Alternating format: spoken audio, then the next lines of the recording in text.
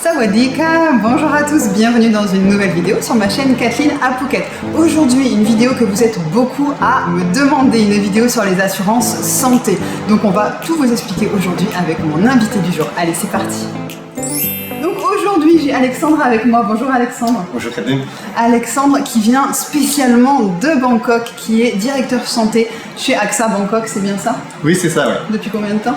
Donc maintenant, ça fait depuis 5 ans que je travaille chez AXA. Ouais. Donc en tant que directeur de la santé, donc je supervise toutes les opérations, toutes les opérations liées donc à l'assurance santé chez AXA en Thaïlande. Mais avant, tu as toujours été dans les assurances? Oui, alors donc ça fait à peu près plus de 10 ans que je vis en Thaïlande maintenant. Ouais. Donc j'ai commencé dans un premier temps chez April International, donc j'y ai travaillé à peu près 3 ans. Et après, j'ai rejoint MSH, qui s'appelle maintenant Luma, pendant 1 an. Et par la suite, j'ai travaillé chez AXA, j'ai rejoint AXA par la suite pendant 5 ans. Et là maintenant, donc vraiment, toujours ton domaine, ça a été les assurances santé en fait. C'est ça, oui. Donc je suis assez spécialisé dans l'assurance santé en Thaïlande. Donc j'ai vu et fait toutes les différentes positions possibles. Je vous ai trouvé l'expert. Vous ne pouvez pas trouver mieux. Et je l'ai venu de Bangkok pour faire la vidéo, donc je suis très contente pour ça. Je voulais vous dire que sur mon site internet, donc j'ai fait un partenariat avec AXA au niveau des assurances santé. Donc maintenant vous avez une page sur mon site internet qui s'appelle Assurance Santé Thaïlande et j'ai mis un petit formulaire dessus. Donc si c'est quelque chose qui vous intéresse, si vous avez besoin de plus d'informations sur les assurances santé, parce que vous comptez vous expatrier avec votre famille, tout seul, pour votre retraite, etc., vous pouvez remplir ce petit formulaire et je reviens vers vous. Je vous donnerai plus d'explications et j'essaierai de vous guider vers le meilleur package au fait qui va vous correspondre. Attention, je ne change pas de métier, hein, je ne suis pas assureur, je ne suis pas broker, mais je suis là pour vous aider, vous guider et ensuite, quand on aura choisi, décidé quel est le meilleur package pour vous, je vous renvoie vers un assureur chez AXA qui pourra prendre le relais et faire ça jusqu'au bout du process pour vous. Donc, petite parenthèse terminée, on va commencer un petit peu les questions donc pour Alexandre. Donc, c'est vrai que le côté assurance santé, c'est quelque chose de très important en Thaïlande.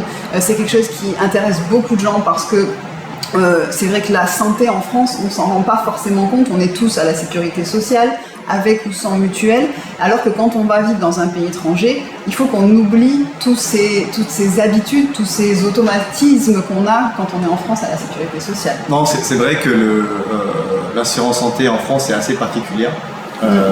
Les habitudes, les conditions ne sont pas les mêmes en dehors de France, que ce soit chez AXA, parce que les gens ont tendance à penser que parce qu'AXA est français, AXA applique les mêmes règles qu'en France. Non.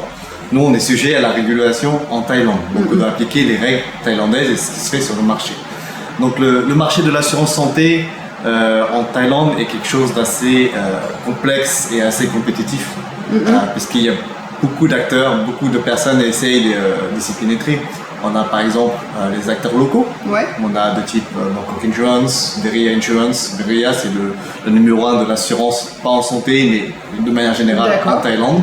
D'accord. On a les acteurs internationaux situés en Thaïlande, tels que Allianz, Generali ou alors AXA. D'accord. On a également d'autres acteurs tels que les assurances vie, qui sont un peu en compétition avec les assurances santé.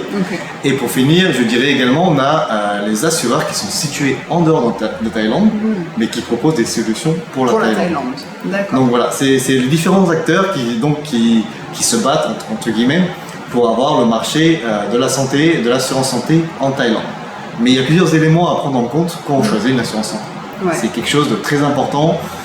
Ce qu'il faut savoir, c'est que dans un premier temps, à la différence de la France, les conditions préexistantes ne sont pas incluses. Alors ça c'est quelque chose de très important et c'est vrai qu'on n'arrive pas à se rendre compte qu'on pourrait être refusé pour une assurance à cause de conditions préexistantes ou alors à cause de problèmes de santé qu'on a eu auparavant.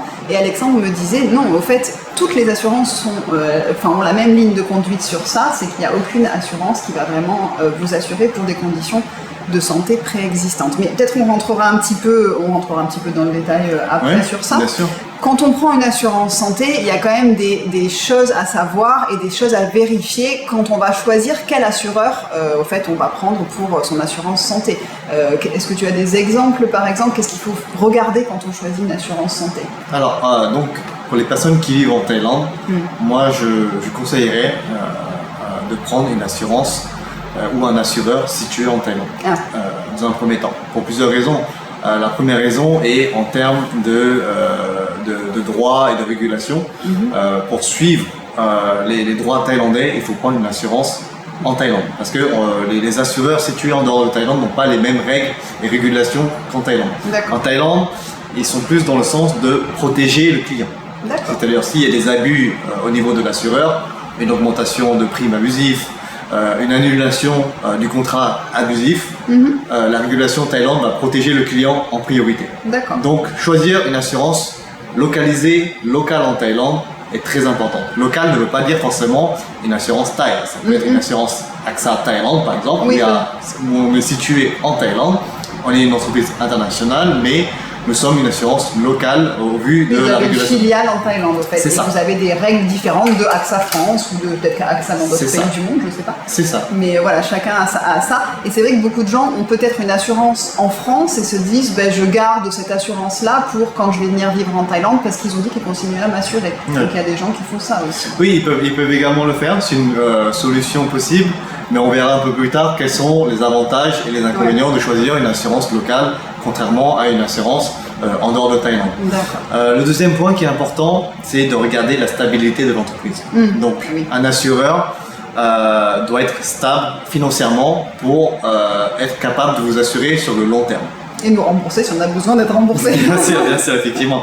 L'assurance santé, c'est quelque chose d'assez sensible, assez compliqué. Donc, il faut vraiment choisir de manière très sélective quel contrat, quel assureur prendre. En effet, si on sait qu'on est là sur le long terme en Thaïlande, il faut que l'entreprise soit toujours viable sur le plan économique. Je prends un titre d'exemple, je vais parler de deux entreprises internationales qui étaient basées en Thaïlande qui ne sont plus sur le marché. Pourquoi? Parce qu'ils ont offert des tarifs très compétitifs, donc pas chers, des grosses couvertures, mais au final, économiquement, c'était pas viable pour eux. Sur le long terme, après, ça marche plus. C'est ça. Donc, on avait Bupa il y a quelques années, donc il y a une entreprise britannique qui était en Thaïlande pendant plus de 10 ans et donc ils sont plus sur le marché. Donc, ils ont été rachetés par Aetna. D'accord. C'est comme ils ont fait faillite au fait. C'est ça, voilà. Ils ont fait faillite et donc ils ont revendu leur portefeuille à Aetna. Donc Aetna a repris le portefeuille. Ils ont essayé de le gérer pendant quelques années, mais vu la difficulté des dégâts, des pertes qu'il y avait auparavant, c'était un peu plus difficile pour eux, donc ils ont revendu à Allianz. Donc si vous voulez, quelqu'un qui a acheté une assurance chez Bupa est passé chez Aetna et maintenant est chez Allianz. Donc 3 différents assureurs en quelques années. La difficulté, c'est que chaque assureur a ses propres règles internes pour payer des claims, pour gérer les cas. Et donc, si vous voulez, avec la même police, vous pouvez changer 3 fois de type de compensation, par exemple. D'accord. Donc, la stabilité financière de l'entreprise est très importante. À titre d'exemple, vous avez un cancer, vous avez acheté chez Bupa, Aetna ou Allianz a décidé de ne plus continuer le contrat, ou alors parce qu'ils sont plus sur le marché. Personne ne va vous reprendre par la suite. Parce que moi, par exemple, si je suis un nouvel assureur, quelqu'un qui est déjà malade, qui a des grosses dépenses de santé, on n'a aucun intérêt de prendre quelqu'un avec des pertes. Donc, pour protéger l'ensemble de nos clients, pour ne pas faire des augmentations de prix abusifs, on est obligé de protéger nos clients. D'accord. Pour être stable, pour être économiquement viable, on est obligé de passer par là. Oui, donc tu veux dire qu'en fait, sur le long terme, si on est par exemple chez un assureur comme chez AXA et qu'on a un cancer au bout d'1 an ou 2 ans d'assurance, toi tu ne peux pas te permettre, enfin tu ne résilies pas un contrat parce que la personne est malade et tu vas continuer comme ça. Alors qu'une personne qui serait chez quelqu'un d'autre, son contrat peut s'annuler parce que la société fait faillite, etc. Et dans ces cas-là, au fait, personne ne va le reprendre derrière. C'est ça. Donc nous c'est de traduire. Voilà, ouais. Désolé, les termes sont un peu trop techniques. Mais c'est vrai qu'il ne faut pas être attiré seulement par le prix et par les bénéfices. Il faut voir la stabilité financière de l'entreprise. Parce que contrairement à une assurance voiture ou une assurance maison, une assurance voiture maison, vous avez un accident, vous pouvez changer assez facilement. Pour la santé, c'est assez compliqué. Vous avez des conditions préexistantes, vous avez des maladies, on va dire chroniques, donc de longue durée, des cancers, du diabète, de l'hypertension. C'est un peu plus difficile.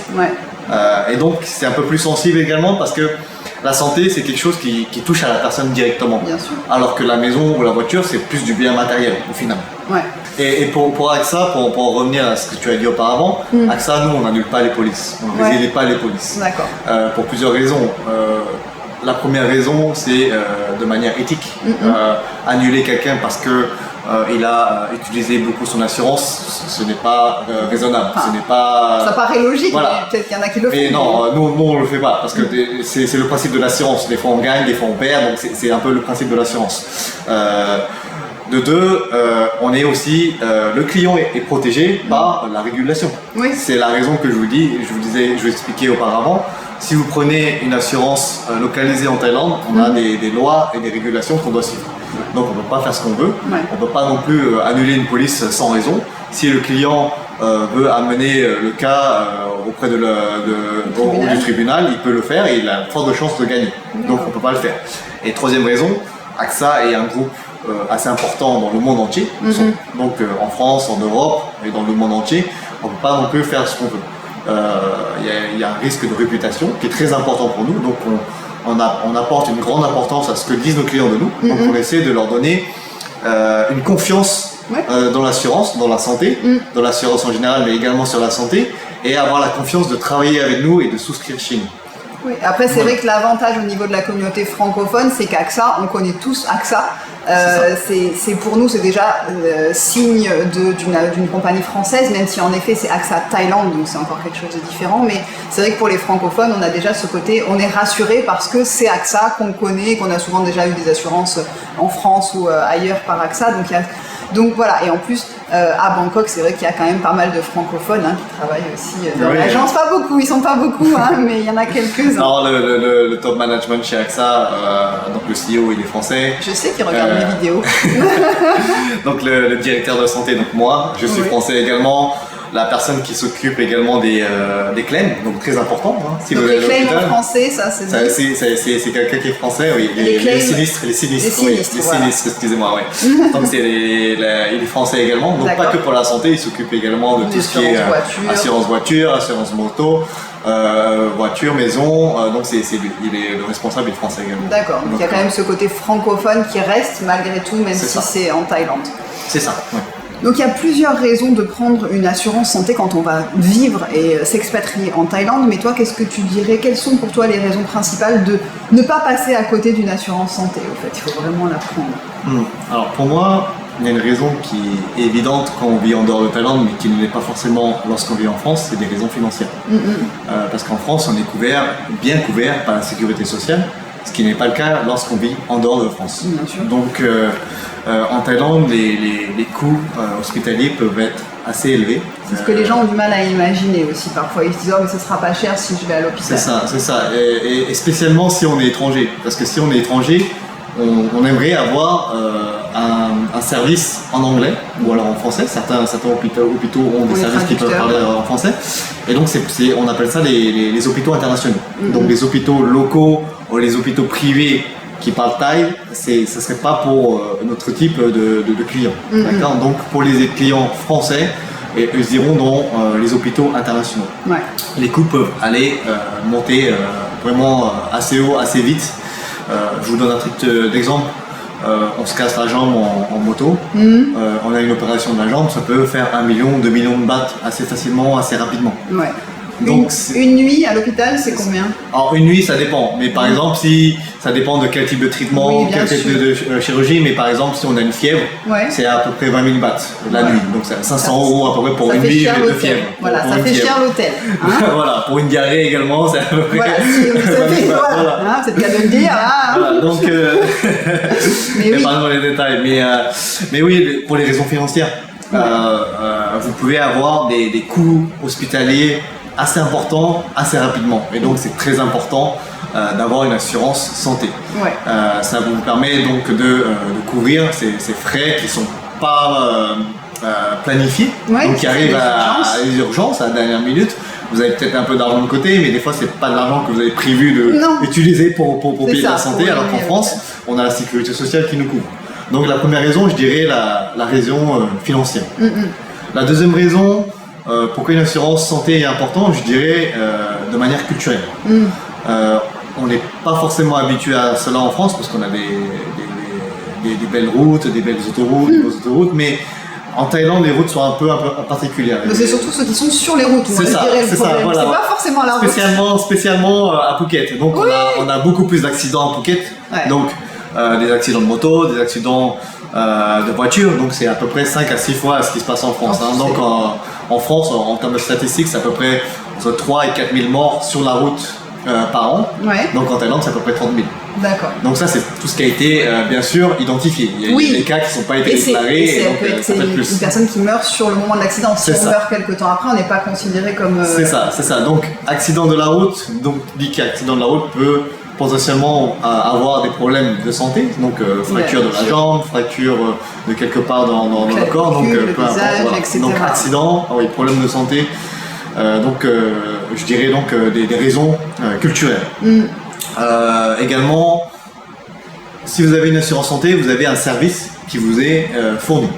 D'accord. Donc l'assureur va vous aider à vous donner le tiers payant dans les hôpitaux, alors que si vous n'avez pas d'assurance, vous payez vous-même. On avance l'argent et on n'avance pas l'argent. C'est ça, oui. Donc l'assurance vous permet d'avoir des services que vous n'aurez pas. Donc le tiers payant de ce que j'ai annoncé, un service 24 heures sur 24, donc hotline qui parle anglais et thaïlandais chez AXA. On a quelques staff qui parlent, quelques employés qui parlent français, mais la plupart c'est anglais et thaï. Et donc l'avancement des frais pour vous.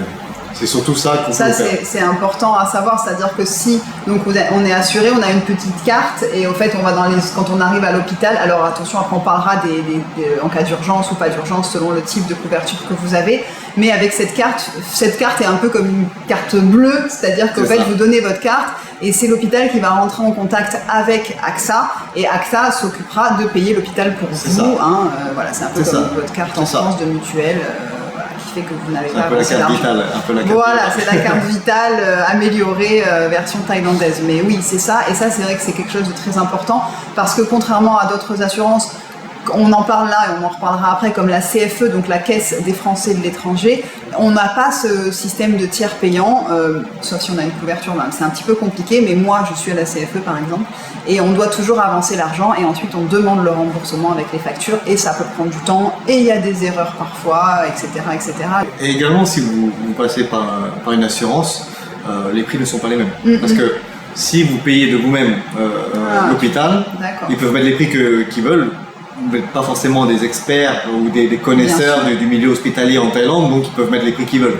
Alors si vous passez par l'assurance, nous on a des barèmes, on regarde ce qui fait sur le marché, sur plusieurs différents hôpitaux, on fait des comparaisons, et donc ça permet de négocier les tarifs. Et donc par exemple si vous avez une petite couverture qui ne couvrirait pas à 100% parce que vous avez choisi une petite prime, en négociant les prix, ça vous permettrait d'être couvert en totalité. D'accord.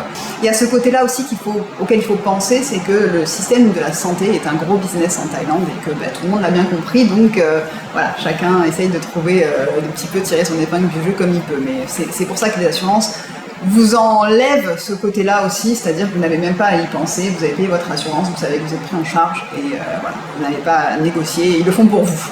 Donc ça c'est bien. C'est ça, on s'occupe de tout pour vous. Il y a une dernière chose aussi que tu me disais aussi qui peut être intéressant pour certaines personnes, c'est que c'est déductible des taxes au fait, le montant qu'on paye au fait à l'assurance, on peut le déduire de ses revenus au fait, c'est ça? C'est ça, donc pour ceux qui travaillent en Thaïlande et qui doivent payer des taxes en Thaïlande, donc on peut déduire jusqu'à 25 000 bahts de taxes. D'accord, sur l'année. C'est ça. Ok, ça je ne savais pas, ça peut être intéressant aussi, du moment qu'on peut déduire certaines choses, c'est toujours intéressant et souvent ça on n'est pas au courant. Donc là on a abordé vite fait voilà, les différents types d'assurance, mais on va rentrer un peu plus en détail puisqu'en gros vous avez 4 types d'assurance santé chez AXA, c'est ça? Oui, c'est ça. Donc, on va. Alors, comment ça dépend du besoin du client et après, c'est vraiment au cas par cas parce que c'est vrai que c'est compliqué. Je sais que vous m'envoyez des messages pour me dire j'ai besoin d'une assurance, combien ça va me coûter? Et ça va dépendre. C'est trop vague. Je ne peux même pas vous donner une fourchette. Et c'est vrai que pour Alexandre, même, vous verrez, après, on a pris des cas particuliers, on a pris vraiment des cas pratiques pour vous donner vraiment un prix, mais on va prendre un exemple précis. Donc, c'est peut-être pas votre exemple à vous. Donc, c'est vraiment très particulier, donc n'hésitez pas à, si vous voulez savoir les prix en détail, à me contacter et je vous expliquerai un petit peu tout ça pour vous donner un prix selon votre cas. Donc là, on a 4 assurances santé, on va en parler assez rapidement, on va pas rentrer trop dans le détail. Donc il y a celui EasyCare Visa, au fait, ça c'est celui donc pour les visas. Donc là, c'est vraiment quelque chose d'assez, c'est une couverture, on va dire, qui n'est pas forcément utilisé par ceux qui souscrivent à cette assurance, c'est plus pour cocher la case j'ai pris mon assurance et on me donnera mon visa, mais les gens ont souvent autre chose à côté. C'est ça, et généralement les clients qui prennent ce type de produit ont déjà une assurance, que ce soit une assurance en dehors de Thaïlande ou en Thaïlande, ils ont déjà une autre assurance qui les couvre. Ouais. Donc ils ont juste besoin d'un bout de papier qui leur permet de souscrire au visa. Ouais. Donc nous, on leur offre cette possibilité avec une prime qui commence à partir de 2000 bahts. Ouais, par mois. Par an. Par an, 2000 bahts par an. Par an, c'est vraiment un petit prix, c'est vraiment juste pour les aider à souscrire au visa. D'accord, donc là c'est super intéressant. C'est ça, okay. Ouais. Et donc l'avantage de ce produit-là, c'est que vous pouvez souscrire en ligne. Et donc vous avez le document en 5 minutes, en 5 clics à peu près, comme lorsque vous réservez en ligne. Et après vous pouvez le lendemain aller à l'immigration avec ce document. Nous on donne un certificat directement. D'accord, donc ça c'est super. Ensuite il y a le Smart Care Essential. Ça c'est on fait par gamme de prix, on va aller du moins cher au plus cher. Donc celui-là, tu dirais que c'est pour quel type de profil au fait? Alors ce serait plus pour quelqu'un qui souhaite vraiment être couvert en Thaïlande principalement, pas avec forcément l'objectif de voyager, d'être couvert en France, et avoir les bases de couverture, c'est-à-dire tout ce qui est cancer, tout ce qui est chirurgie, avec des prix assez bas. Donc là on commence à peu près entre 15 et 25 000 bahts à peu près, en fonction de l'âge, en fonction du plan demandé. D'accord, et là c'est toujours principalement en fait les prix commencent que pour les cas d'urgence. Hein. C'est ça. Parce qu'il y a quelque chose à différencier, et ça c'est quelque chose aussi qui pour les Français est compliqué de comprendre, c'est l'hospitalisation et les visites, alors c'est inpatient, outpatient, et vous allez voir au début on comprend pas ce que c'est. Inpatient, ça veut bien dire que vous êtes hospitalisé. Donc, Alexandre m'expliquait que c'est 6 heures à l'hôpital. C'est ça. Au minimum 6 heures et donc vous êtes admis à l'hôpital, donc vous restez une nuit la plupart du temps. D'accord. Et sinon, outpatient, c'est là, je vais voir mon dermato, je veux montrer un grain de beauté à mon dermato, je vais chez le dermato à l'hôpital, c'est pas une urgence, je fais juste une consultation. Et là, si on n'a pas pris l'option outpatient, ce ne sera pas couvert puisque ce n'est pas. Enfin, voilà, il y a une option qui est faisable, mais c'est pas la plupart du temps. En fait, les gens prennent ça pour des cas d'urgence, d'hospitalisation. En fait, c'est ça. Donc on appellerait ça en français visite ambulatoire. Ambulatoire, voilà, c'est ça. Ouais, c'est qu'on rentre et qu'on sort assez rapidement et que c'est pas quelque chose d'urgent en fait. Ok. Donc ça, le Smart Care Essentials, celui-là, tu vas dire que c'est les premières couvertures qui englobe quelqu'un qui voudrait rester, qui est principalement toute l'année en Thaïlande, qui fait des petits voyages à droite à gauche, peut-être qui est tout seul aussi, parce que peut-être après si on a une famille, c'est peut-être plus avantageux de prendre les autres. C'est ça. Il faut se dire que c'est principalement une assurance en cas d'urgence, en cas d'accident, en cas on fait un calcul rénal, on doit vite aller à l'hôpital, se faire hospitaliser parce qu'il y a un gros problème de santé. C'est ce type d'assurance-là que tu recommandes. En fait, c'est ça. Voilà. Okay. Ensuite, on a le Switch Care. Donc là, on passe un petit peu au-dessus. Donc là, tu dirais que c'est pour quel type de profil? Alors déjà, ça serait une couverture qui vous couvre en Thaïlande, mais également en dehors de Thaïlande. D'accord. Donc pour les traitements qui sont planifiés. D'accord. Donc, par exemple, vous souhaitez faire une chirurgie à Singapour, en France, parce que vous avez votre docteur spécial en France, vous pouvez le faire avec ce type de produit-là. D'accord. Donc c'est une couverture, on va dire, un peu plus internationale. D'accord. Le niveau de couverture est plus élevé, donc on couvre jusqu'à 30 millions de Thai bahts. D'accord. Et ça vous permet d'aller dans tous les hôpitaux en Thaïlande, au Bumrungrad Hospital à Bangkok, Mongkok Hospital Phuket, le Siri Roche Hospital à Phuket également. Donc c'est une couverture qui est beaucoup plus élevée et peut-être qui pourrait correspondre à une famille par exemple. Ouais, parce qu'au fait tout le monde va être dans quand on prend une assurance pour les enfants aussi, toi tu me disais que les enfants ne peuvent pas être seuls assurés, il faut que les parents soient assurés aussi chez AXA. Donc au fait, et il y a des discounts, au fait, plus il y a de personnes assurées, plus on va payer un peu moins cher sa prime d'assurance. Par contre, en cas d'urgence, si j'ai la couverture un petit peu plus basse, donc juste celle d'avant, et que je pars en voyage, imaginons là je vais au Vietnam et j'ai un accident de la route au Vietnam et je dois me faire hospitaliser.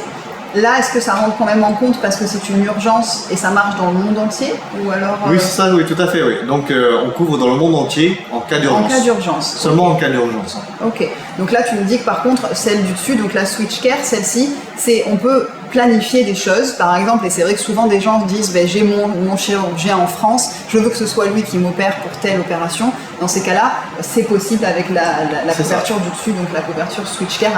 Avec l'autre, ce n'est pas possible, ça restera en Thaïlande en fait. Oui, c'est ça, tout à fait. Donc là, on est à peu près dans les primes, dans le prix, ce serait à peu près entre 60 et 70 000 bahts par personne à peu près. D'accord, sur l'année. Hein. Et ensuite, on a la dernière prime, qui celle-là est la VIP luxe, il y a la limousine qui vient vous chercher à l'aéroport, parce que c'est comme le visa élite. Vous avez la International Exclusive, hein, celle-ci c'est la couverture maximum chez AXA au niveau santé. Ah, celle-là, elle vous couvre dans le monde entier, même aux États-Unis.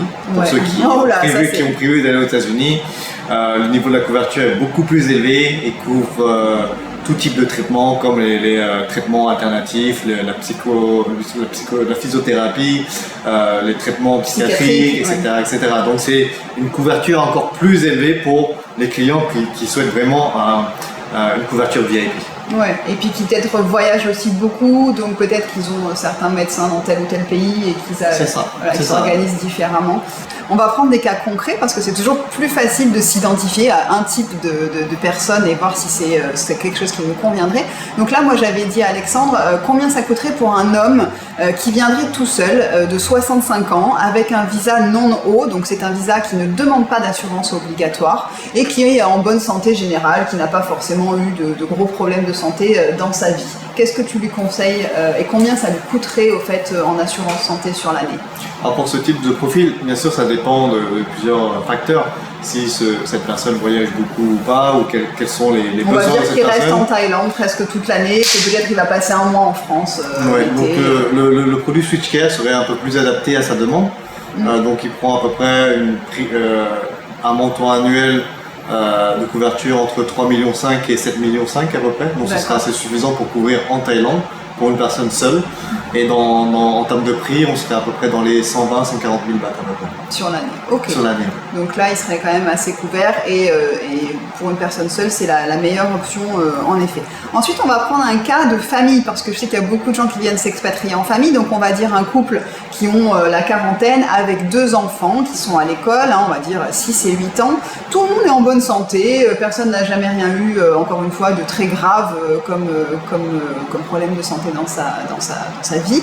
Qu'est-ce que, là, pour une grosse famille, qu'est-ce que tu conseilles? Alors, si on a une grosse famille qui reste... Une grosse famille, on va dire 2, c'est déjà bien. Une famille de 2 enfants qui vivent principalement en Thaïlande, qui restent en Thaïlande, donc la couverture Smart Care Essential est suffisante. Ouais. Si on reste dans le plan 4, après, qui couvre à peu près 10 millions de Thai bahts par an, on serait dans les alentours de 170 000 bahts par année. Pour l'ensemble de la famille. Tout le monde, hein, là c'est pas par personne, hein, c'est pas pour 4 personnes. Et c'est largement suffisant pour la Thaïlande. Et on va prendre le dernier cas hein, qui va être un homme qui n'est pas forcément trop âgé, on va dire qui a la cinquantaine. Par contre, il a déjà fait un problème cardiaque, il a des problèmes cardiaques et il est en surpoids parce que c'est un point aussi important. Donc là, est-ce que cette personne-là, tu aurais quelque chose à lui proposer? Alors, donc c'est quelque chose qu'on a évoqué un petit peu plus avant, les personnes qui ont des conditions préexistantes. Voilà. D'accord. Donc on va prendre ce cas-là, quelqu'un qui est âgé, qui a des problèmes cardiaques. Pas âgé, il a 50 ans. Et il y a de fortes chances qu'il ne soit pas accepté en termes d'assurance. Donc il est très important de ne pas attendre que vous ayez des problèmes pour souscrire à une assurance, mais de souscrire dès que possible.